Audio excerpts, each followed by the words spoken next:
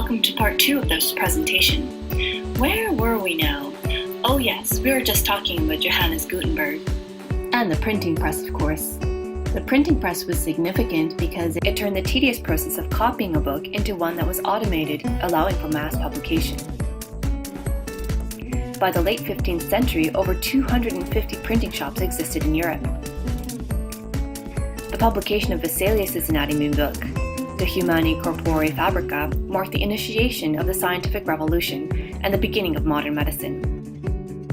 It completely demolished the authority of Galen that was held for several centuries.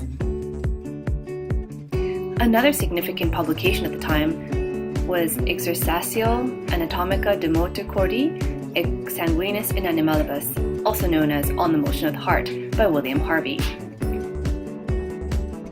Just as Vesalius had reformed the understanding of human anatomy through his publication of Fabrica, Harvey reformed the understanding of human physiology and especially circulation of blood through his publication in 1628.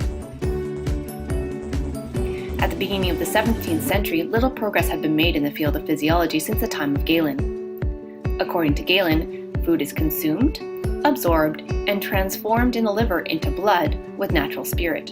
It then passes to the lung, where it's imbued with air or vital spirit. It then flows outwards in both arteries and veins to all organs, including the brain, which employs it to make additional animal spirit, the source of motion. Due to Vesalius' work on anatomy, Harvey, who studied at the University of Padua, learned about valves of the heart and veins. From this, he concluded the blood in veins flowed towards the heart, not away, as Galen had proposed. Furthermore, he came up with a theory that blood actually circulates. Prior to that, it was thought that the blood was made by the liver, but according to Harvey's calculations, the liver would have to produce 1,800 liters of blood a day. He argued that this amount could not be produced by the average intake of food. He then performed experiments on animals to prove his theories. The publication of these books and many others were not only significant because of its content, but because of what it represented. It signified that knowledge was no longer held conservatively, passing down from generation to generation with minimal change, but progressed by direct observation and systemic interrogation. The printing press essentially liberated the human mind from the shackles of dogmatic belief, tradition, and superstition.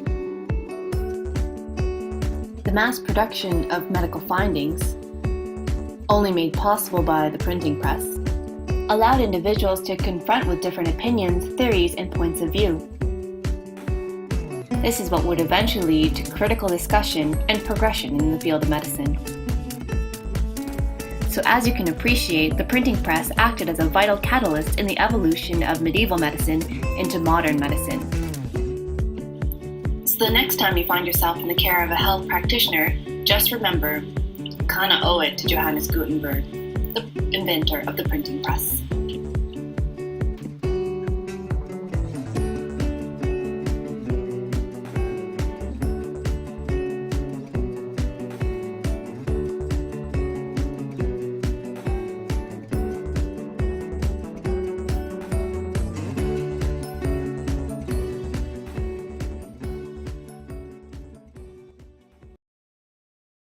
Created using Powtoon.